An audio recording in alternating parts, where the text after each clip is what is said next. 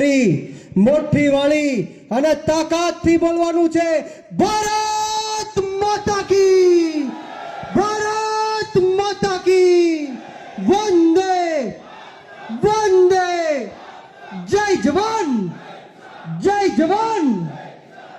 ખૂબ ખૂબ આભાર. આજ રોજ ધારી મુકામે આમ આદમી પાર્ટી ગુજરાત જોડો જનસભા અંતર્ગત મંચ ઉપર બિરાજમાન આમ આદમી પાર્ટીના રાષ્ટ્રીય સંયોજક અને વિસાવદરના ધારાસભ્ય, યુવાનોના પ્રેરણા સ્ત્રોત, યુવાનોના આદર્શ, યુવાનોના માર્ગદર્શક એવા ગોપાલભાઈ ઇટાલિયા માટે એકવાર જોરદાર તાળીઓ થઈ જાય મિત્રો.